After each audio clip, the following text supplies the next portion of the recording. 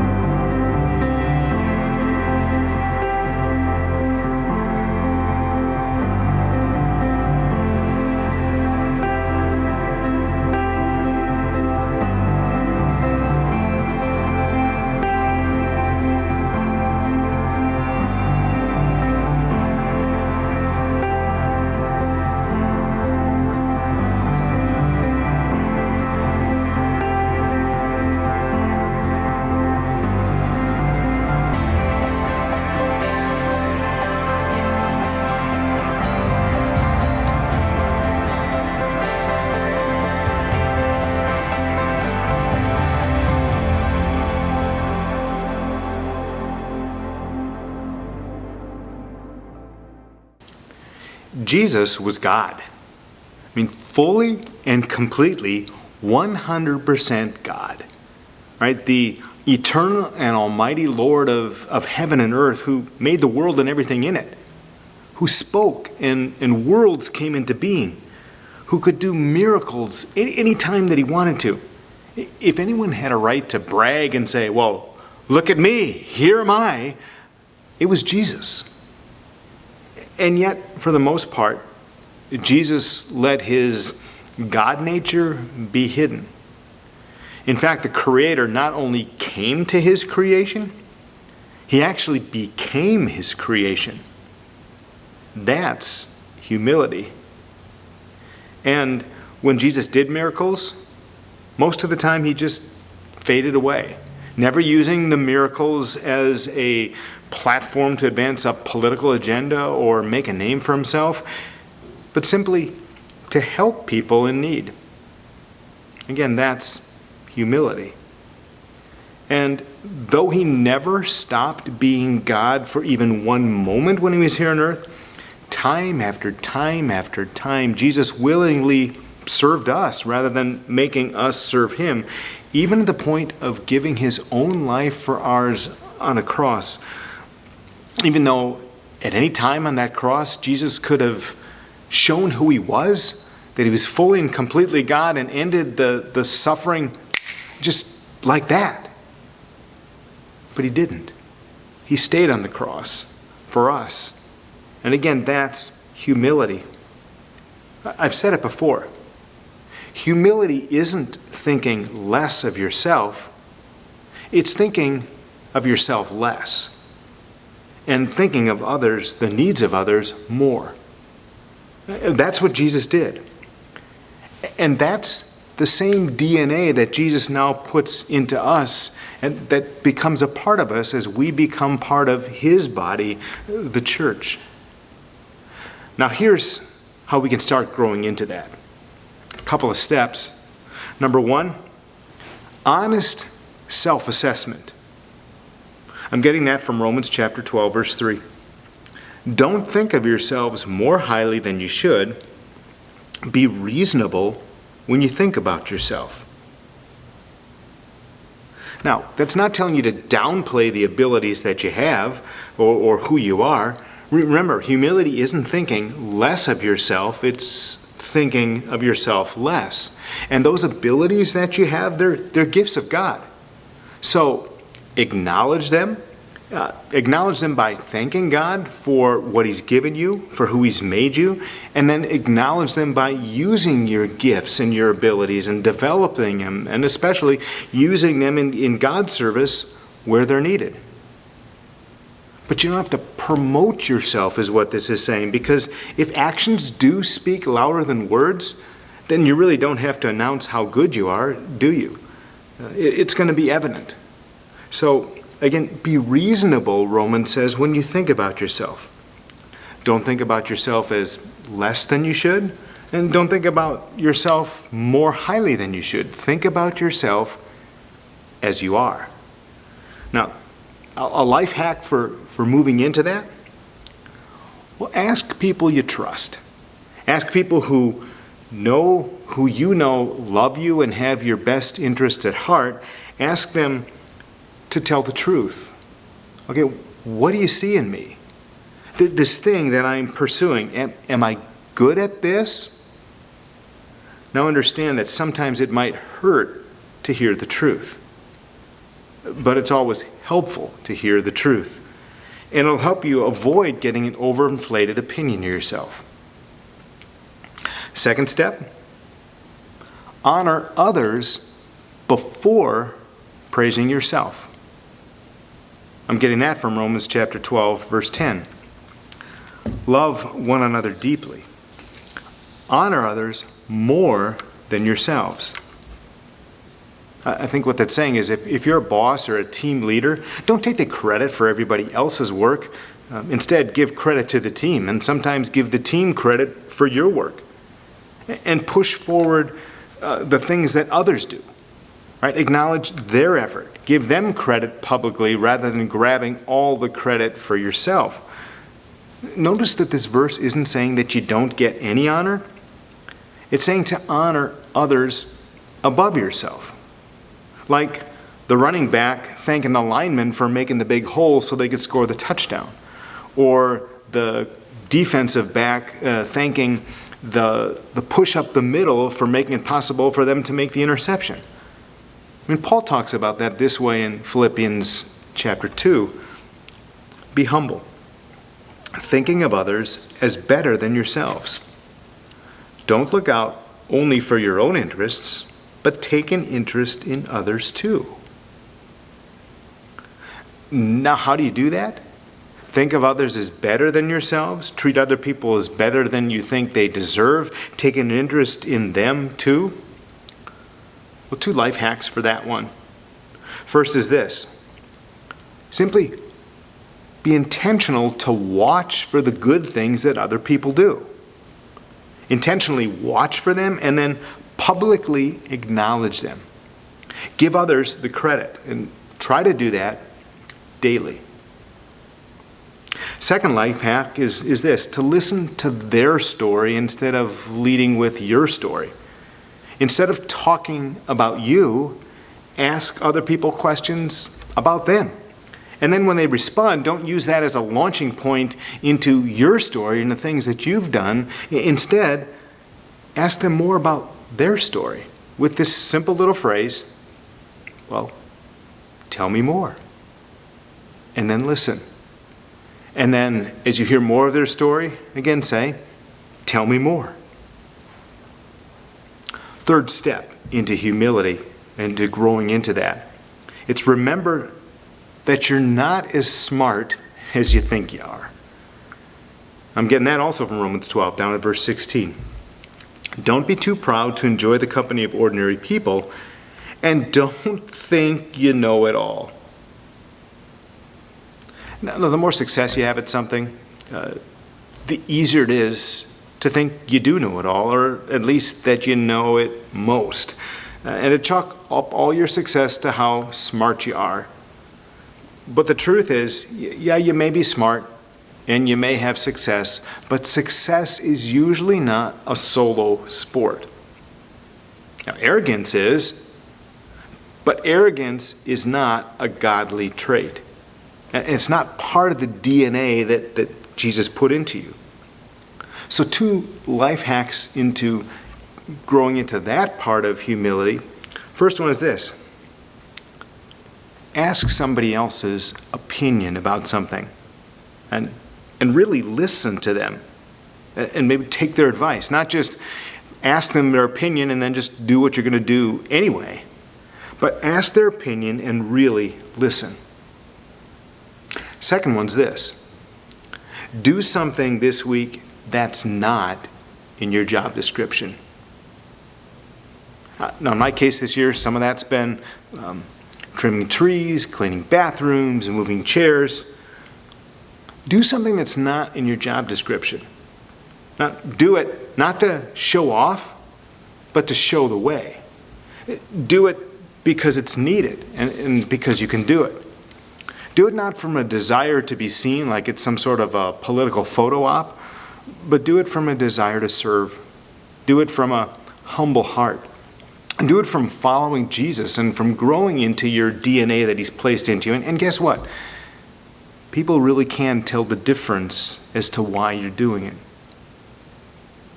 And then here's a fourth step into growing into that humility DNA that Jesus has placed in you. Be willing to put up with small irritations for the sake of the relationship. I'm getting that one from Ephesians chapter 4, verse 2. Paul writes, always be humble and gentle. Be patient with each other. Make allowance for each other's faults because of your love. What he's saying there is humility responds with gentleness, not with harshness. He's saying that humility sometimes chooses to remain silent. He's saying that humility is willing to put up with things and to make allowances for other people's faults and mistakes. And he's saying, and here's the really hard one, humility is willing to shoulder much of the blame or responsibility. Humility is willing to say, I'm sorry, even if you think that you were mostly in the right. Now, that's really, really hard. A life hack to get there is to this week, do that last one. Make the first move to take blame or admit fault or to say, I'm sorry, even if you think the other person is more to blame. And like I said, that's hard, isn't it? But here's the thing. That sort of action helps lower what I'll call the emotional temperature of the situation, and that helps calm things down. See, sometimes humility is the only thing that creates a climate where the relationship can start to heal. And that, to me, makes it worth it, even though it's hard. Now let's circle back to those life hacks. We're going to put those up on the screen for you right now. Ask a person you trust to give you an honest assessment of your ability. Watch for the good things that other people do and publicly acknowledge them. Listen to other people's story instead of leading with your story. Ask someone's advice or opinion on something. Do something this week that's not in your job description. Or make the first move to say, I'm sorry. Now, as it's up there, what I want you to do is I want you to hit pause and look at that list. And I want you to come up with a specific plan, not for all of those things, but a specific plan for one of those things that you can do this week. Specific things that you can do, to actions you can take to grow in that particular life hack. And then go ahead and write it down. Write your plan down before hitting play again.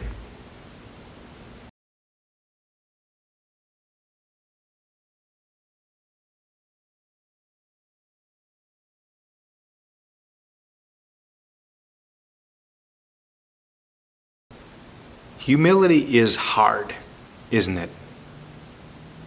But it's also Christ-like.